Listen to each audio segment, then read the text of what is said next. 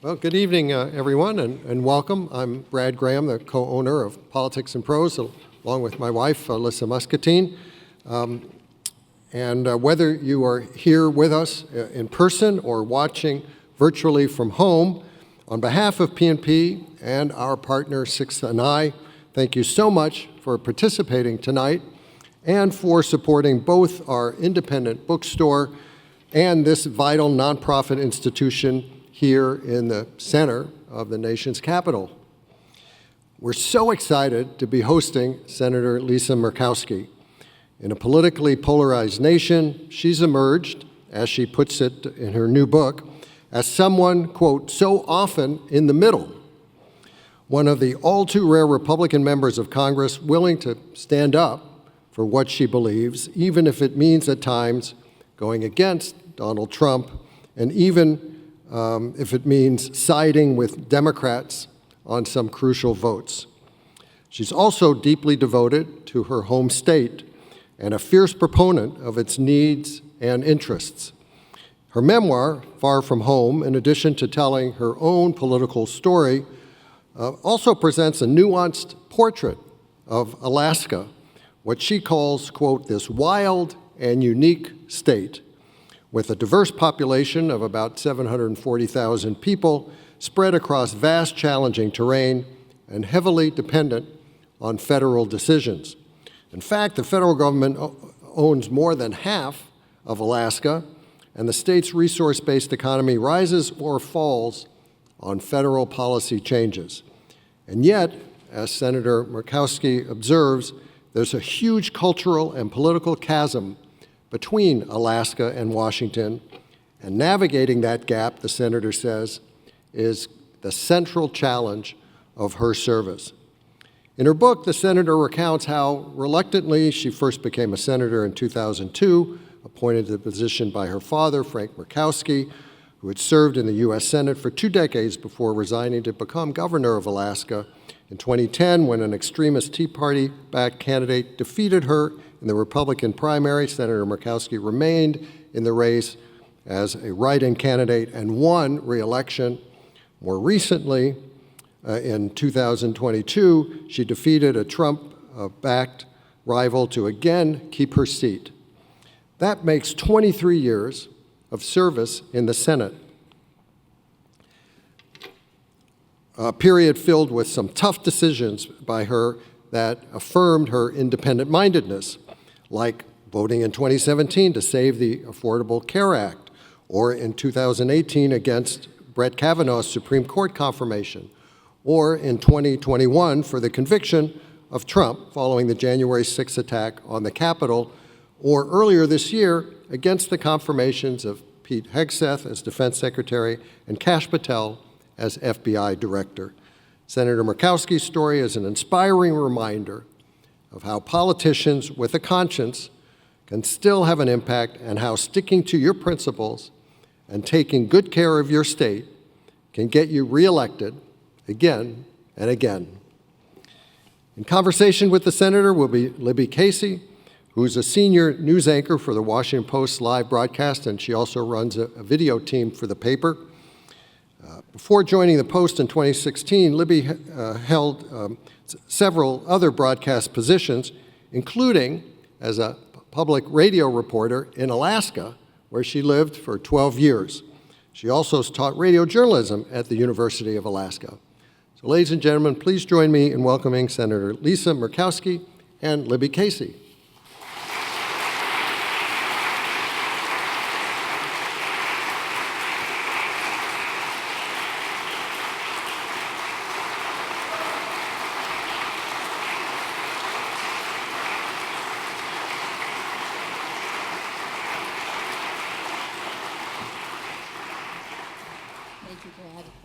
Thank you. You are known in Alaska as Lisa, and I brought a visual aid to show everyone. This is one of the old campaign buttons.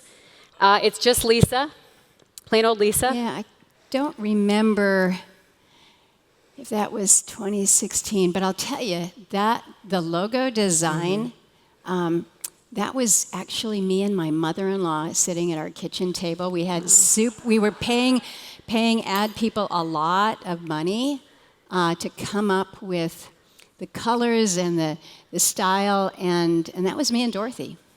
Just saying. Well, the theme has endured because the signs for the campaign are just Lisa, and that's how people know you. And Alaska is like one big small town in the sense that you can be in the hardware store in Anchorage or in a small village, and people will just come up to you and start talking to you as Lisa. Yeah. I'm going to call you Senator Murkowski because I, as a long time, Lisa, we've known one another for a long time. As Libby. a longtime reporter in Alaska, I am trained to call you Senator Murkowski. We're going to talk tonight about some of the big news stories of the day, but also, of course, what is in your book, Far From Home. To start out with, though, I want to talk about Iran. My colleague Emily Davies at the Washington Post just posted a story moments ago that the White House is choosing to limit the classified intelligence it shares with Congress after leaks to the news media of an early assessment that undermined President Trump's claims. So, where does this put you and your colleagues in the Senate? Vice President J.D. Vance this weekend on Meet the Press was saying, just trust President Trump, and he said, I empathize with Americans frustrated after these decades of entanglements, but back then we had dumb presidents, and now we have a president who actually knows how to accomplish America's national security objectives. What is your role in the Senate? So we have a very clearly defined role under Article 1, and that is Congress has the power to basically declare war, right? So we don't want to be declaring war unless we have good intelligence, unless we have the facts that are shared with us freely. So I had not heard that there was going to be a limitation in terms of the intelligence that is shared with us.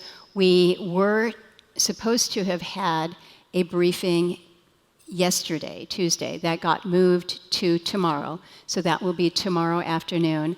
It's my understanding that we will be briefed by the Secretary of Defense, the Secretary of State, who also wears the hat of the head of National Security Council, as well as the head of the CIA, John Ratcliffe. And the head of the Joint Chiefs of Staff. Okay, that's a new add too. So I have made very clear that before we have a vote on a war powers resolution, I want to hear in a classified setting the information that was provided that gave the president what he believed to be that imminent threat to the country and to our national security.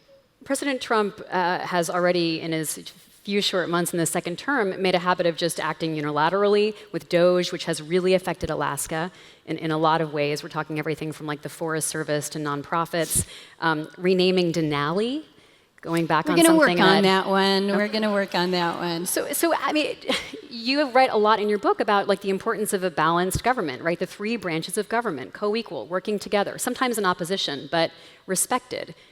Like, are you relevant right now? We have to be relevant.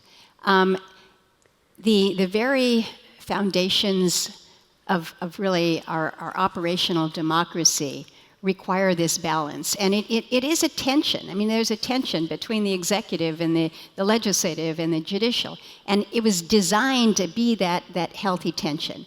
It's not unusual, it's not unprecedented to have the executive, whether it's President Trump or President Biden or whatever president in front, to have them kind of push their authority. That is not unusual. What I am feeling as a member of the legislative branch is that we are not being as faithful to our constitutional role. We can't put all of the blame and say, well, it's all on Trump. It is if we don't it's pushing back, but it's also asserting our own authorities under the Constitution. And so we actually had a hearing today to discuss a rescissions package. As an appropriator, as a member of the legislative branch that, again, defined under Article 1 of the Constitution what our role is there when it comes to the power of the purse and appropriations, we're happy to take your suggestions, But it's upon us to determine what it is that we then do. We have authorized, we have appropriated to it, and we expect the executive to implement. So rescission meaning taking back funding that was Basically already allocated. I know public clawing it back. broadcasting is like, I'm getting emails all the time from public broadcasting stations around the country saying this is a desperate, dire moment because of the rescission that's about to happen. Particularly in a state like Alaska. You know, so many of the communities that you read about in the book, starting off with a place like Newtok, I can pretty much guarantee you, it's that public radio coming out of Bethel that allows them to be not only connected within their village, but connected with other communities, whether you've got a weather system coming in, or whether it's announcing the hunting and fishing regulations. I want to talk about your relationship with President Trump. You've never voted for him? Mm-mm. You write in your book that in 2016, when choosing between Donald Trump and Hillary Clinton, you wrote in John Kasich. Mm-hmm. Who did you vote for in 2020 and 2024? I'm a big fan of Condoleezza Rice. Is that a double? Did she get a twofer? It was Kasich, Condi Rice. Oh, Nikki Haley this time around. Your personal interactions with President Trump have actually been quite positive. Mm-hmm. Phone calls? Have you talked to him recently? I have. How did that call go? The call went very well. I've got to figure out how to have relationships with whoever is in the White House, whether I voted for them or not. You got to figure out how you're going to do the work that you need to have done for the state that you care about, right? And so how you develop these relationships, how you make it work, how you get things done. I think this is sometimes the challenge that you have translating some of your actions, your votes. People are like, well, wait a minute, if you didn't vote for him, you didn't support him, why did you just support that nominee? Well, because first of all, he, like him or not, is the president, and he needs to have a cabinet. My role is in that role of advice and consent, whether it's on nominees or whether it's judicial nominees or cabinet. And so I take that seriously, I take it critically, but I'm not going to just not have a relationship for 4 years, because you know what will happen then? Then my state will be compromised. And so how you figure out how you work with people is really what it's all about. And when we can find common ground, and we certainly have common ground with President Trump when it comes to the issue of resources and resource development. And for my state, that's critically important. So where there are areas that I disagree, you've noticed that I'm not shy to express the concerns. And so you engage.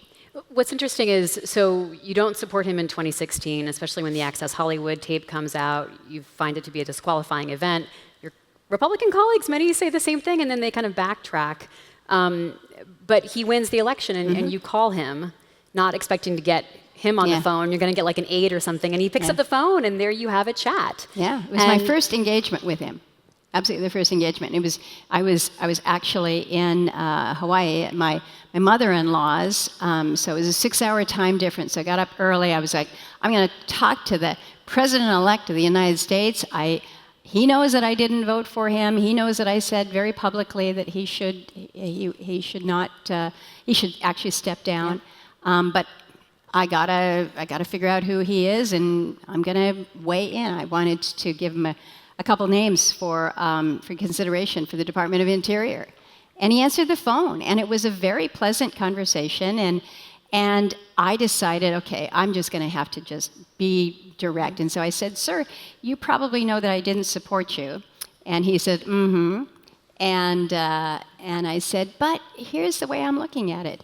I said, you won you want to do good things for the people in this country, and I want to do good things for the people in the state of Alaska, and I think we can figure this out. Mm-hmm. And that was kind of how we started that relationship.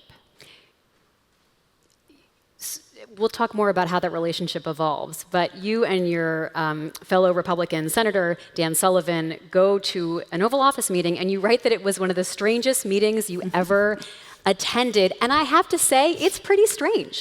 It's a pretty strange meeting. You go in with charts and graphs to get his attention, nice, big, bold stuff. And why was this such a weird meeting? Well, so it's the first real sit-down with the president.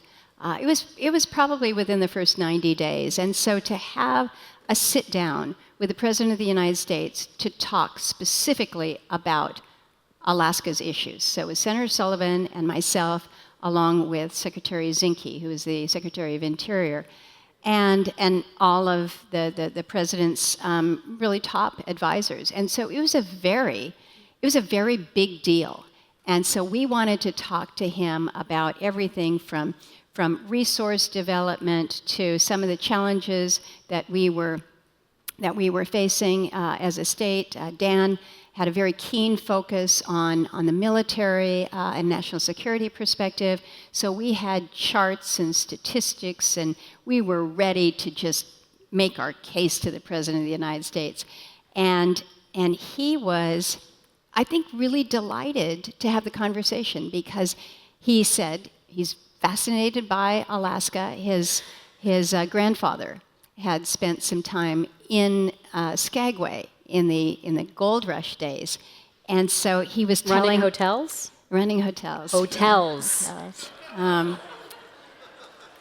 Now he said hotels, so I'm not going to question that. But it was really engaging, because he was captivated in talking about the things that I mean, he was like a tourist. It was like you talking about all the things that are amazing about Alaska, probably the big cabbages and the moose. He mentioned that his son was a big hunter, and so we got going down the path of talking about bears and moose and so if you played that game, if you did that, which you enjoy, you felt like you could in the meeting introduce the issues that you were really passionate about and we get did. Some face time. We got to issues. I mean, we got to substantive issues. We were talking about ratification of Law of the Sea Treaty. We were talking things that have been stalled for a long time. Things that really need that you could have gotten his things attention like with. King Cove Road, something that we'd been working on for a long time. So we got into a lot of substance, but we had a 90-minute meeting with the President of the United States talking about Alaska stuff, and he was having fun. I was having fun, and then we get to the end of the meeting, and he kind of leans across this big, the resolute desk, and he says, "You've got nice hair." And I just thought, wow, we've just had this big meeting of Alaska substance, and a lot of the touristy stuff too. Mm-hmm. And I just thought, how do you respond to that?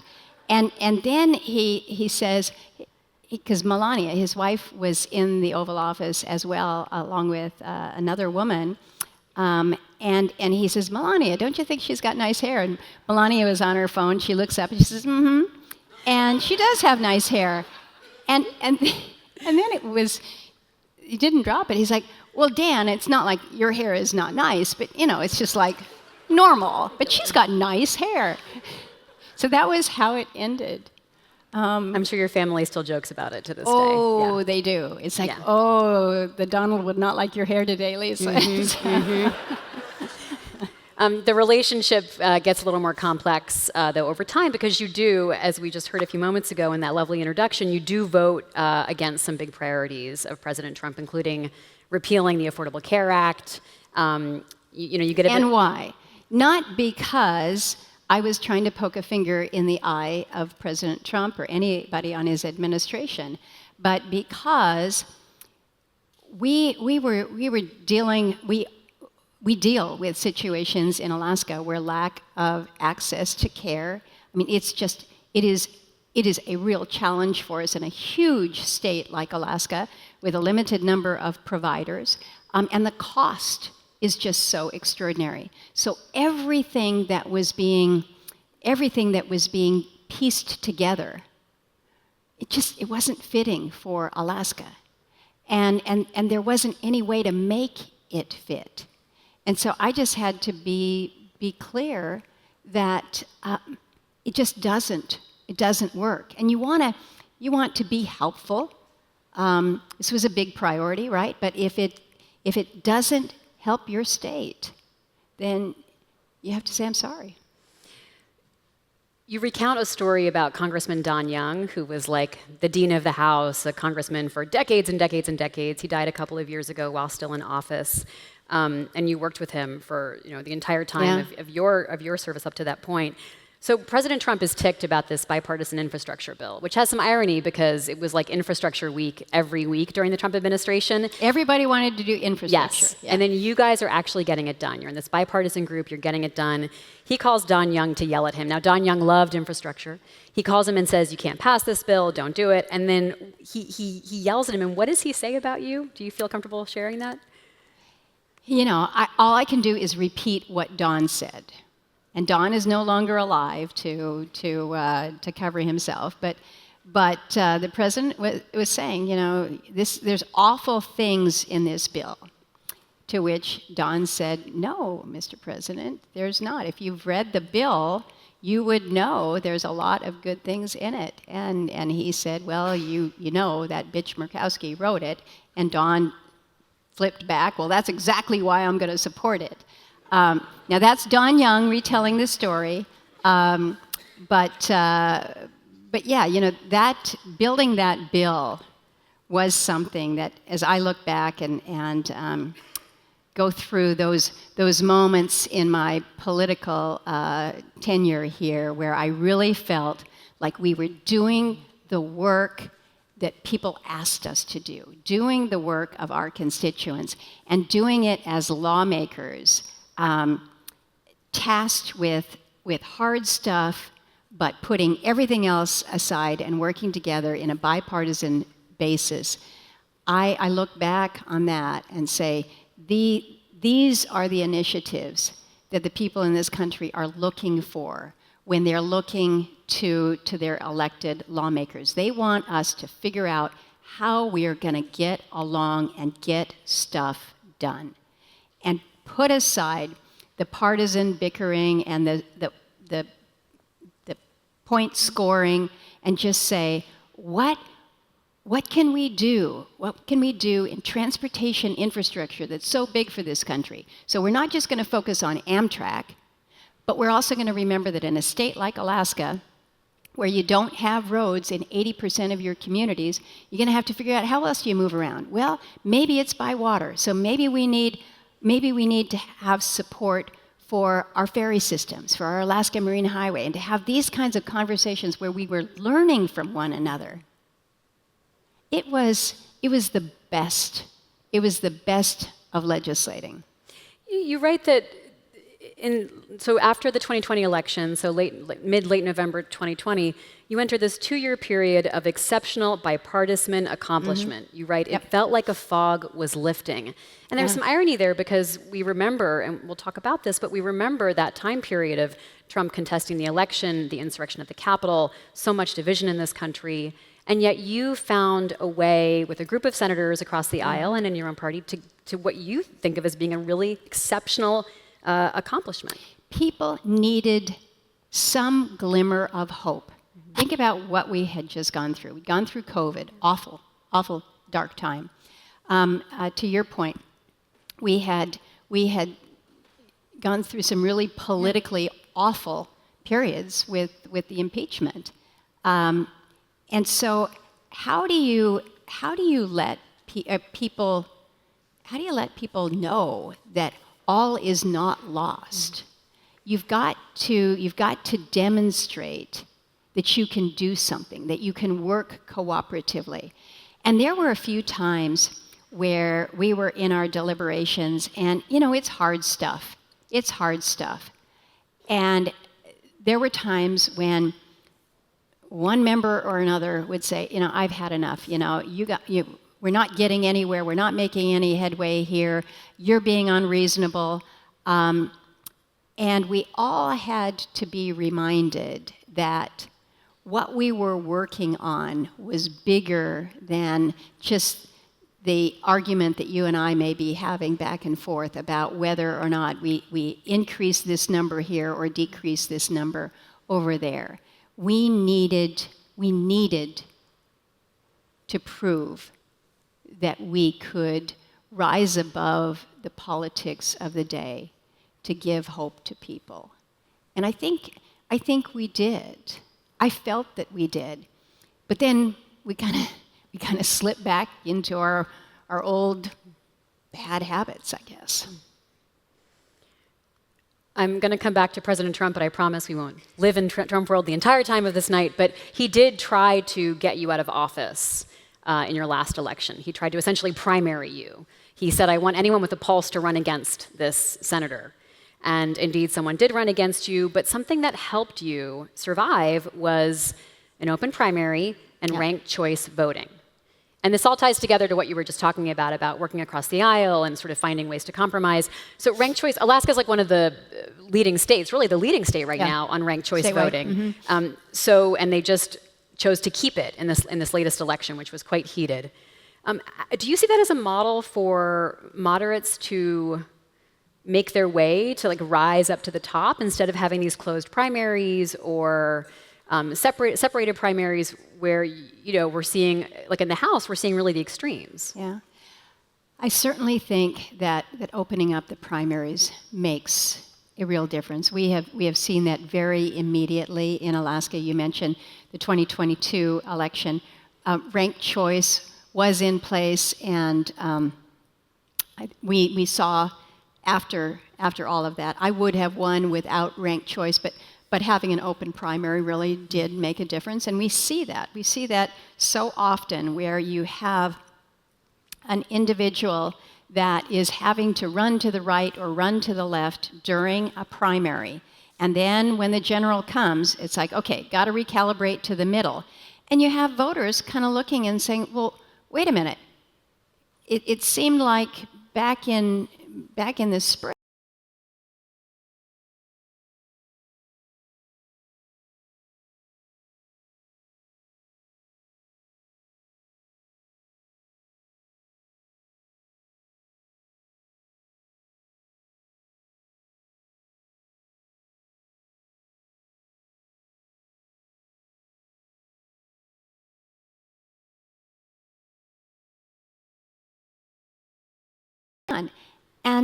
and so I think that between an open primary system and ranked choice, what you get are individuals who probably will be more comfortable in that middle area. Less pressure to be in the far extremes because you're coming from a state and a place where it's just the few that participate in those primaries that are basically making the determination of who wins these offices. But I also liked it as a candidate because it says from day one, you are running as who you are. You're not kind of trying to cater to one group or one side or another. It's just kind of straight across. I think it's also the ranked choice part of it is also good from a candidate's perspective because if I want people I want them to vote for me, and we talk about this in the book, I'm gonna encourage that. But if, for instance, you say, Lisa, I like what you've done, but I'm here to tell you, I'm a Democrat from day one. My grandfather would roll over in his grave if he knew that I was voting for a Republican. I'd say to you, Libby, I get it. Go ahead and vote for the Democrat as your number one, but give me your number two. And that in and of itself is something that says to me, okay, I better not trash talk the Democrat too much, because if I do, I'm not going to get her second place votes. And so there's a little bit of a strategy, I think, that goes on with it. And I will say, there have been these articles written and the debates had about, well, ranked choice voting is just designed by the Democrats to get all the conservatives out. Look at the Alaska outcome in 2022. You returned a moderate Republican along with a moderate Democrat in Mary Peltola, and a very conservative Republican governor. So it was what it said to me is that Alaskans are going to vote for who they want to vote for. And Peltola did lose re-election this most recent time, but part of what seemed to help her is that she was her authentic self. Yeah. And as the Republicans, including Sarah Palin, were tearing each other apart, she was just there kind of with her message and not doing that slinging of the arrows that you talk about as sort of, if you destroy your opponent, you can also ultimately destroy yourself, because so much bitterness will mean people won't rank you as And second. I think, again, not that I'm going to assume that I know what all the voters want, but I talk to people that are so tired. They tune out when the campaigns come because they're so weary of the bickering and the antagonism and the attacks. Just tell me what your positions are. Tell me what your vision is. Talk to me about what you got instead of, again, trash talking your opponent. You've been doing national media. I know. For this book. Senator Murkowski is notorious for sticking to the Alaska press, talking to the people back home, and not doing as much national media. And so the national media has been thrilled to talk to you in the last couple of weeks. And there are a couple descriptions that keep emerging about you. Your independence, moderate is a word used a lot. Also lonely is a word that comes up, and we'll talk about that in a few minutes. But I want to stay in this idea of independence and dig into that, because you write in your book about the 2010 election, which went down in history because you won a write-in vote. This hadn't been done since the 50s when Strom Thurmond did it, because a candidate had died, so people wrote his name in. But you also write that leading up to that race, where you lost a primary to a Tea Party conservative, it's like the harbinger of what is to come. It sounds like you felt like you were drifting away from your authenticity a little bit leading into that race. I mean, I remember talking to you in the halls, and you were very much of the Republican Party line, towing the line. How did you find yourself again in that moment? Well, I think it was not in that moment that I, quote, found myself. It was really when I was defeated, as you've noted, by a Tea Party opponent who presented himself at a time when we were seeing the Tea Party movement really just start to gain a toehold. For the political junkies that are here, the first casualty in the Senate was my friend Bob Bennett, a great gentleman. Had been in the Senate for a long while. I thought he was pretty conservative, but he was not conservative enough for those in the Tea Party movement there in Utah. And he was defeated in his primary, and he gave me a warning. He said, "Lisa, they're coming for you next." And I said, "No, Bob, you don't know Alaska. We're fine. We were not fine. And it was a combination, I think, of the movement taking hold, really kind of catching fire in a place like Alaska. But also, I do hold myself accountable for some of that defeat.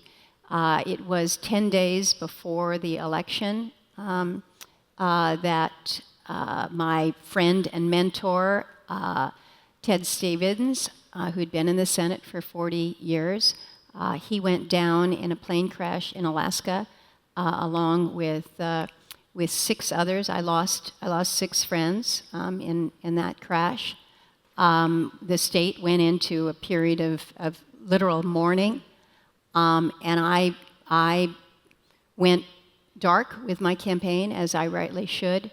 But it was a hard time personally because there was so much that you needed to do, but out of respect for this extraordinary leader and all those who perished in that crash, the right thing to do was what we did.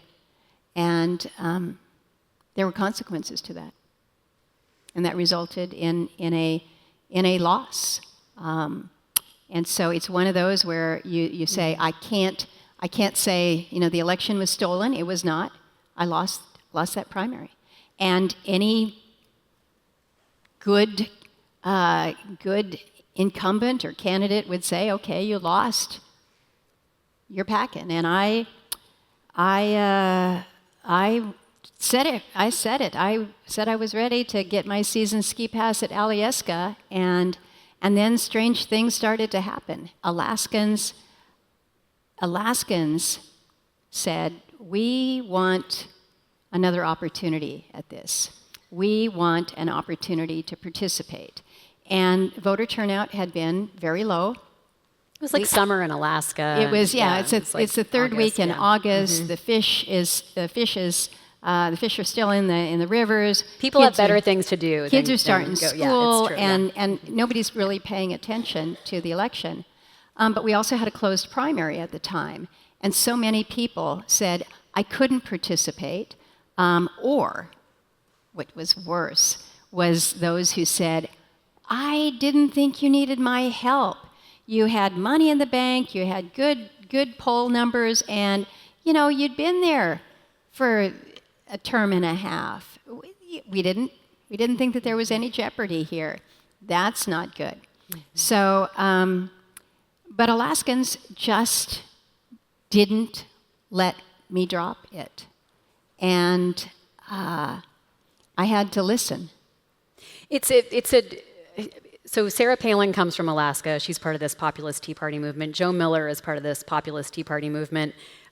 You've been warned by Senator Bennett, and then you pick up the phone and you warn another Republican, a guy running in Delaware, Mike Castle, who was running there against a woman named Christine O'Donnell. Y'all may remember her. She beat him, and she ended up losing in the general. She had to do that commercial that said, "I am not a witch." Yeah. Never a good commercial to have to run. Yeah. But it was really like the first stirrings of this populism. Mm-hmm. How do you see populism factoring in now that Donald Trump has won a second term, that you are seeing this real populist movement in Alaska, other places as well? How do you square that? Well, I think we see that translated in really the MAGA movement that we see in place today. So to your observation, I think it all began back there in 2010. Mm-hmm. So I brought another visual aid. Murkowski. Slightly challenging name to get people to spell on a ballot because they had to fill in the oval, they had to write the name. So one of the things the campaign did was made these wristbands, like the Lance Armstrong bands, where people, because you couldn't bring in like paraphernalia into the voting booth. No buttons. Bring buttons in. Yeah. So these were the wristbands that the campaign used. And you now have a gold bangle that corresponds to that, right? That's like the... So mine still says Lisa Murkowski. Fill it in, write it in, because that was the jingle. But the real story behind these bracelets, Vern and I were sitting at an airplane hangar at the memorial service for the pilot that had perished in the plane that Senator Stevens and his group went down on. And at that service, they had passed out rubber bracelets that had his name in memory of. And Vern was just sitting there kind of twiddling it, and because we'd been talking about how are we gonna teach people to spell Murkowski, 9 letters. Not that 9 is hard, but is it with a Y at the end or an I? Is it an E, M-E-R, M-U? Now I'm confusing all of you. But I mean, this was something that we were really challenged with. And Vern looks at that and he's like, how about if we put your name on it? And how about, and then we had to teach people that not only did you have to spell the name right, but you had to fill in the bubble, next to the line that said write in, because if you wrote my name in perfectly, but you didn't fill in the oval, it didn't count.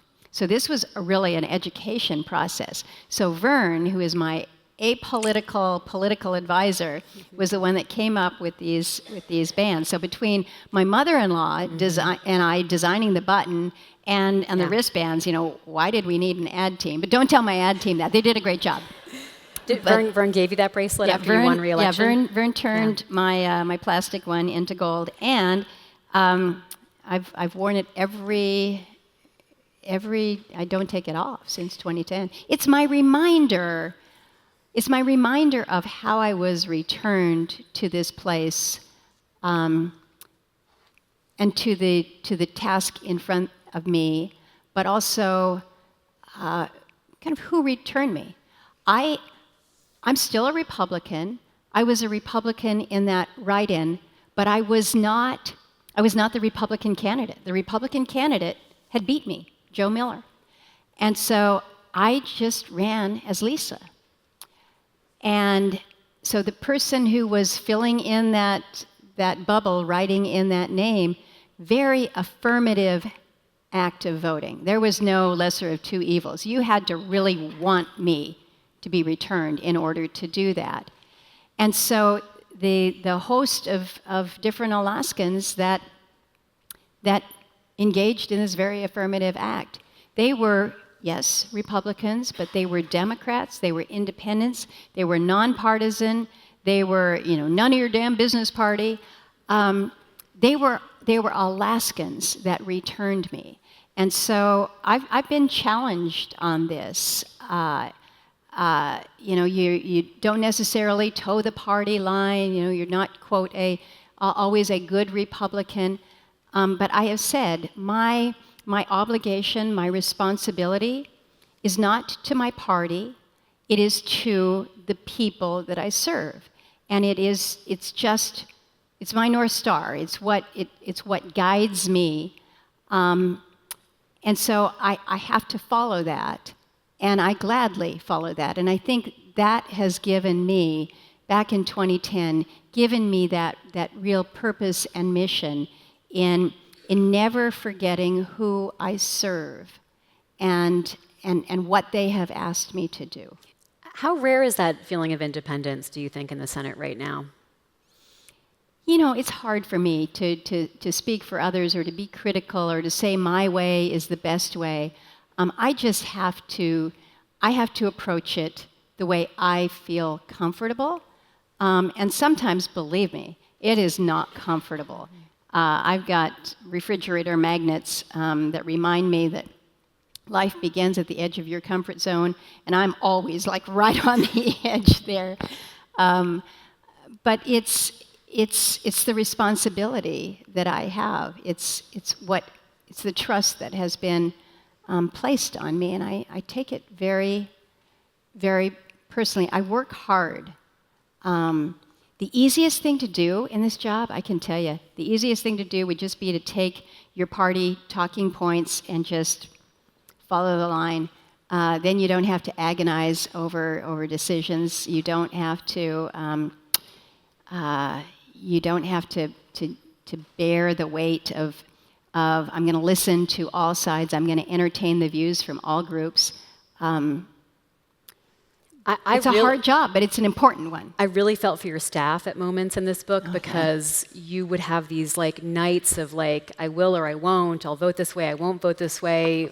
Surprise, guys! I've thought about it some more. Staff, kudos to you guys. There's something liberating in that independence, but there's also something that makes you at the center of the storm, which we witnessed earlier tonight. You are someone that people think that can be persuaded, swayed, convinced. You could go towards the Democrats. You could stay with the Republicans. What is that like, and how do people convince Lisa Murkowski that they should be listened to? Well, you ask, what does it feel like? Your kids have one of those Gumby dolls where you just kind of pull them. I joke about that. It's not comfortable to be in hard conversations, but but this is not designed to be easy. I mean, nobody promises that when you become a United States senator, that somehow or other, the higher up the elected process you go, things get easy. It absolutely is not. And so, how do you influence me? Facts. Facts really help.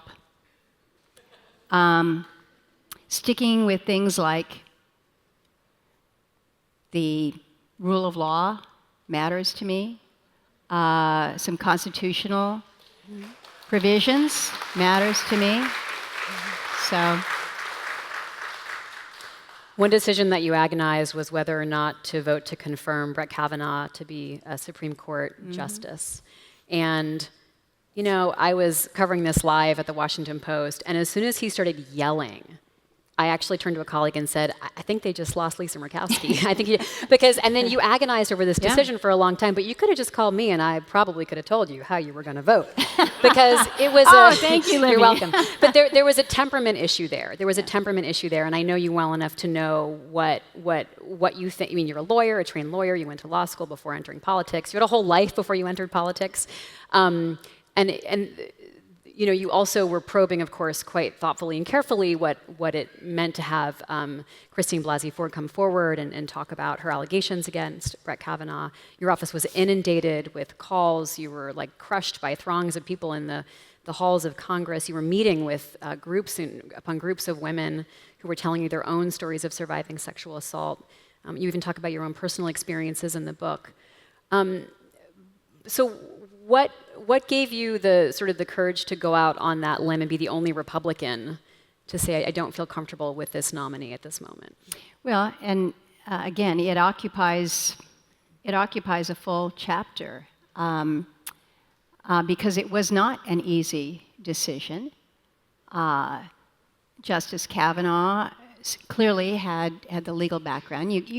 There's kind of a list of things that you go through when you're considering a judicial nominee, and when you're considering a nominee to the highest court in the land, you have to take this role of advice and consent very, very carefully, right? And so I did agonize over it because I saw, just as you have shared here, there was an issue with judicial temperament.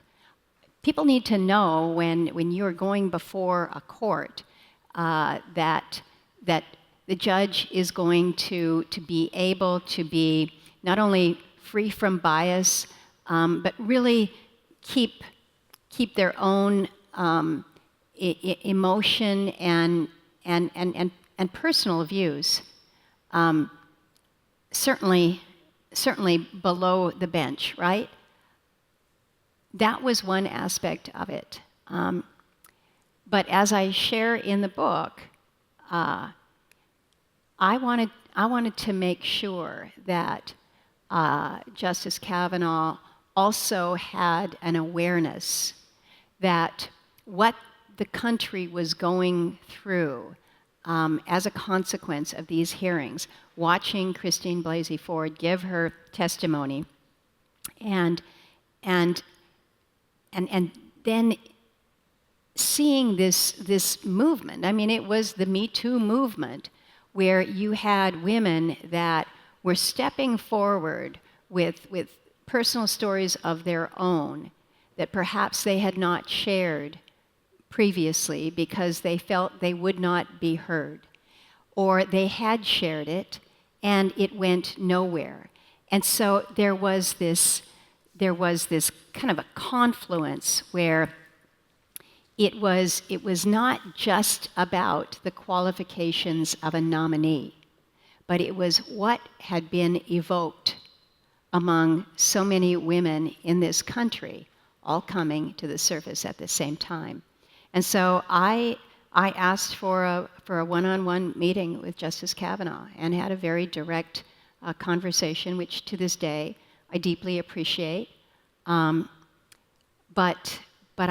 I came to the conclusion that he was not aware of what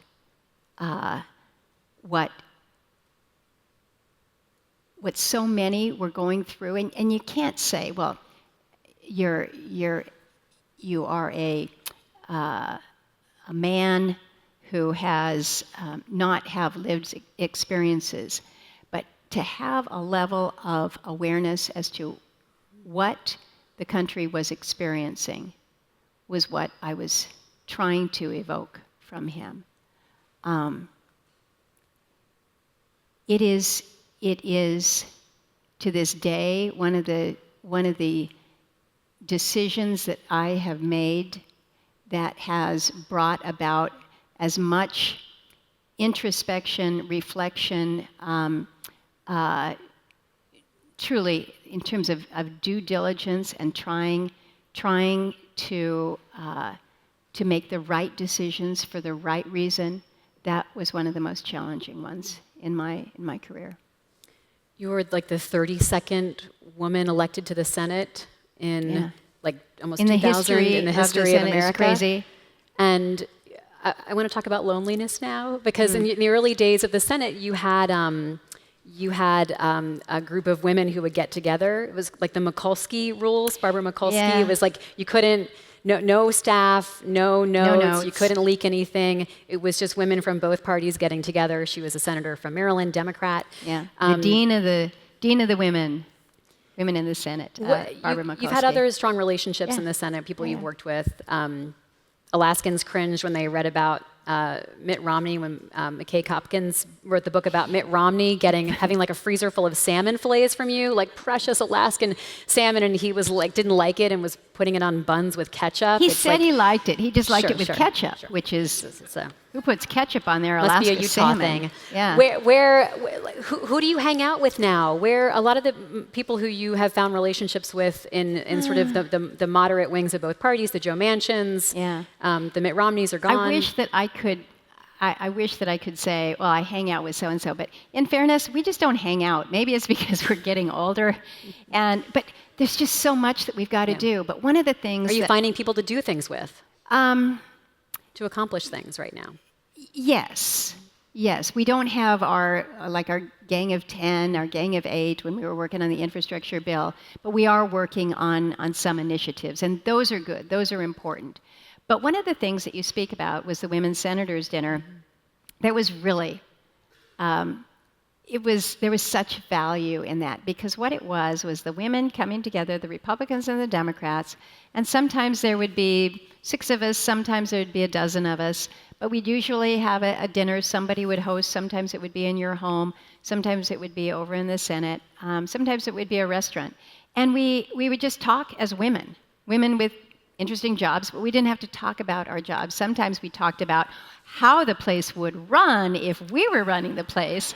Those are always fun conversations. But we haven't been doing enough of those as we should.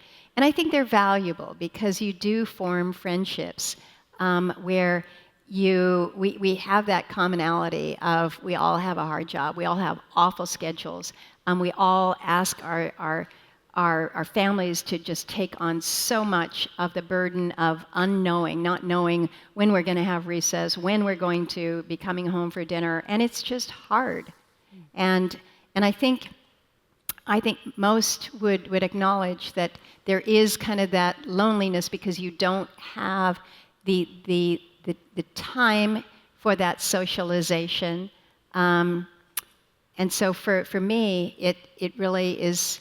It's my family. My family is what gives me the anchor, keeps me humble, and is the best part of everything I'll ever do. I'm going to transition to some audience questions now. We got these in advance from people who are here in the audience and those who are attending virtually. And this first one is something that I also would love to hear you talk about. Leonie writes, you recently went viral when you said at a conference, "We are all afraid." What did you mean by that? And what do you tell your constituents who are afraid of the direction that the country is moving? under the Trump administration. And give us the context. You were talking to a group of nonprofits in Alaska, hundreds of them. But these comments really exploded because people latched onto it. People connected with it. So this was a couple months ago, and I was home in Anchorage, and I was speaking to a group of nonprofits. There were about 500, maybe 550. It was a big group, and it was just at a really stressful time. What was going on? This was, many of the federal employees that were probationary had been told, you're fired, you're out of here, and then they were kind of brought back on because of legal challenges. There was great uncertainty. We'd already seen a significant round of RIFs, reduction in forces, and so that was a challenge. There was a pause on everything that was going on. Now keep in mind, Alaska has more federal employees per capita than just about any state outside of Maryland and Virginia.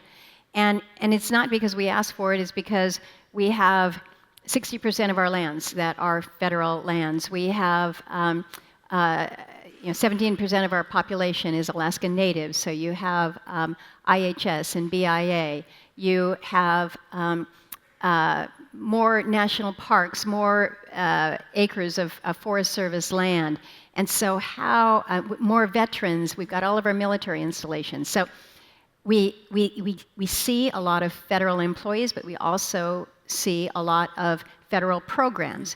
And so when everything is in limbo, you can't get information about whether or not the grant that you have to help you with your women's shelter is going to come through so that you can make payroll for the next month, and you're not sure whether you can even take in any more women to the shelter, and you don't know where to go, you go to your senator.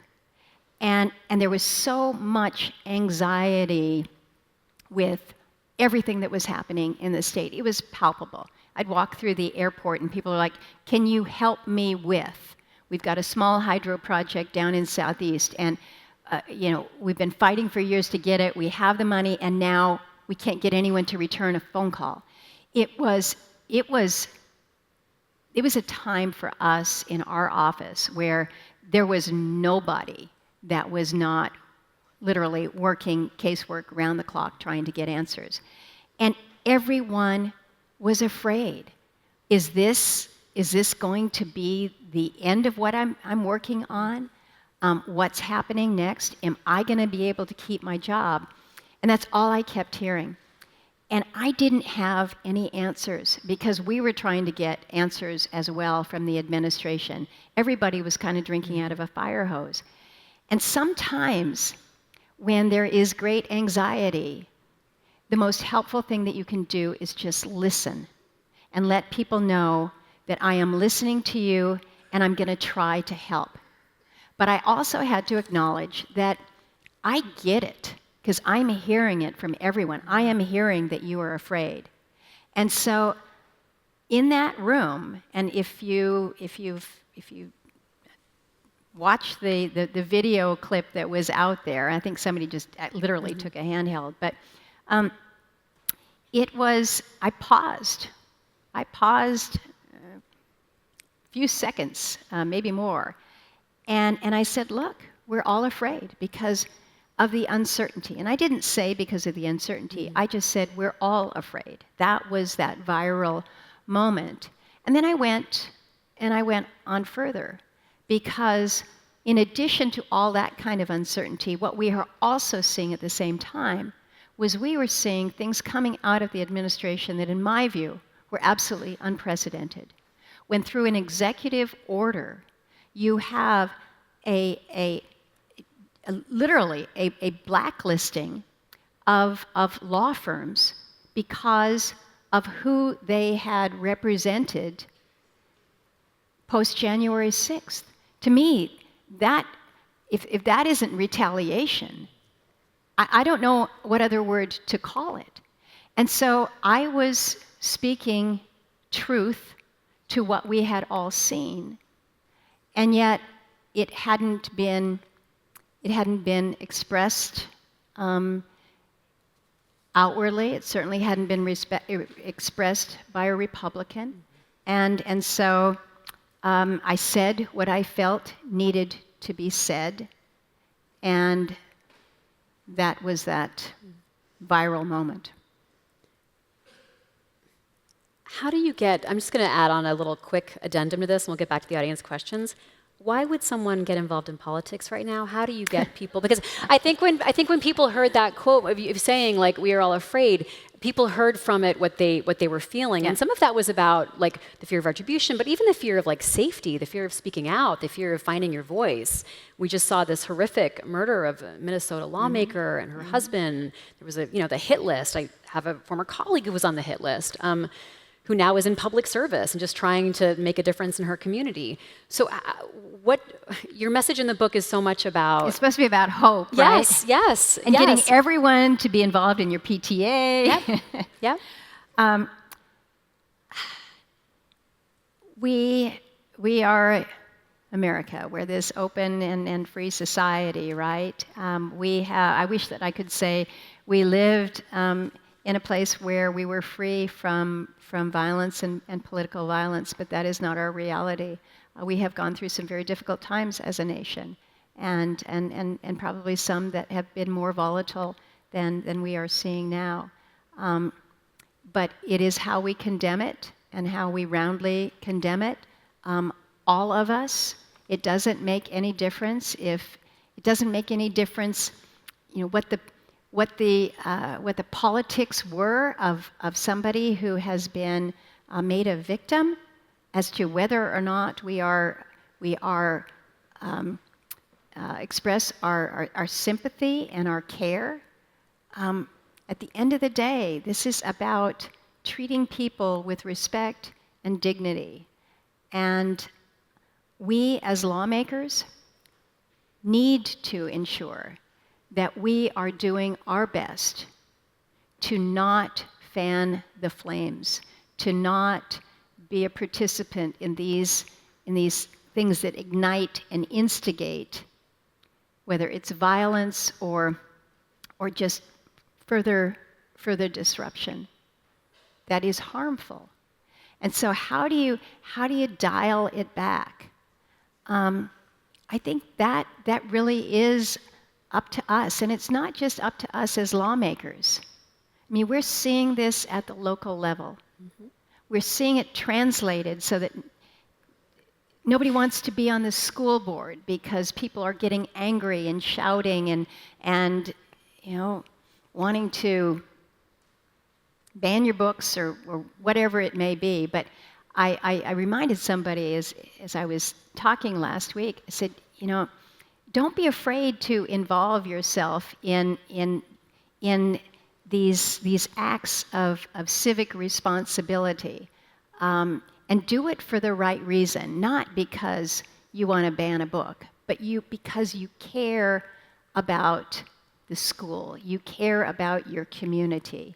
And if you're doing that, if you're doing it for the right reason, the ones that are going to be loud and bombastic and just want to be there to make the evening news, maybe they will actually get tired of the hard work that actually comes with creating a budget for your little school district or helping to navigate through your local PTA issues.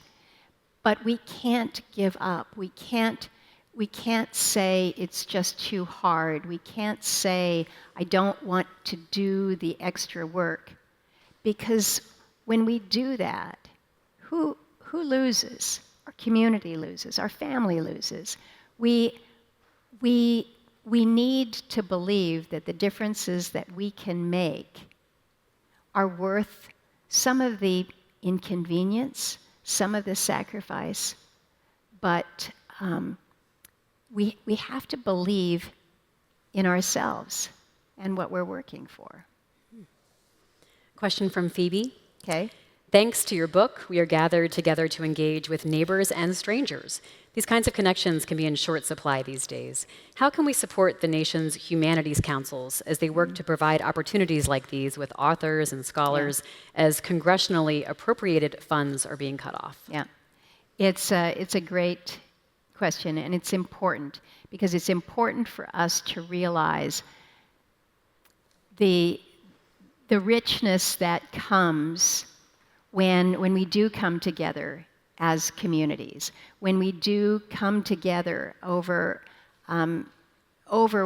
humanities and arts and the things that make us richer as human beings. And does the federal government have a role in that? I believe so.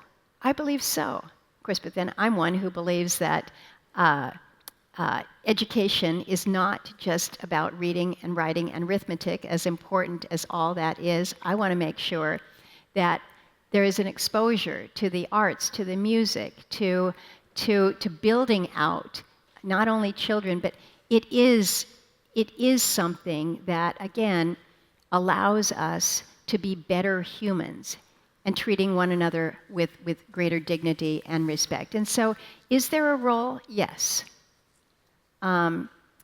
This is actually part of the budget that I have as chairman of the Interior Appropriations Committee. Part of that is the NEA and the NEH, National Endowment for Arts and Humanities. And I've been proud of what we have put in place to make sure that people have access to these important programs and provisions. And it's not just that; it's libraries. Yes, we have a role as a government. Nathan asks, what legislation from your Senate career are you most proud of? What legislation am I most proud of? I'm sure people want me to say it's been opening up ANWR. The infrastructure bill, obviously, is one that I'm very proud of because of the very collaborative nature of all of that. The Energy Act of 2020 was, I think, transformative in terms of our energy policies that hadn't been updated in a decade plus. There's so much there, but I'll tell you, we did something that's called special interest legislation, and it related to a woman who was in Bethel, Alaska, actually. I don't remember how many years ago. It was some years back. But anyway, it was an immigration issue, and we were able to ensure that she was able to stay in this country with her husband, who was a proud member of the military, and her children. And I think about just the personal satisfaction of knowing that we really helped one family remain together. It was brief headlines in the Bethel newspaper. You'd never know it back here, but those are some of the things that you think about as really worthy and important because, again, it's about how we're treating one another. And if we can throw in a little dignity and respect, it's been a good day. Final question from Maya, who asks, in these times of immense stress, what brings you joy? What brings me joy? I have to tell you, I start getting a kind of the ability to breathe and put on a smile the closer I get to home. And I tell you, I feel like I can sense it when I'm on the Alaska Airlines jet, and you leave Seattle, and it's lovely down there, right? But you can tell when you start getting into Alaska, because there the mountains have meaning, man. They are big and hard and raw, and everything just kind of opens up, and the water is beautiful, and the clouds are beautiful, and you land, and the air is fresh, and people, you know, you're walking down the sea concourse there, and people are like, "Hey, Lisa," or you have some little old lady come up and give me a huge hug, and I'm thinking, okay, I can't remember her name, and she says, "I've always wanted to meet you," like she's greeting me like she's my long lost friend, and it's just I feel filled up. I feel like my reservoirs are filled up when I am able to be back home. And then when I'm with family back home, it's just right. Senator Murkowski, thank you so much. Thank you. Thank you. Thanks, Libby. Thanks. Thank you.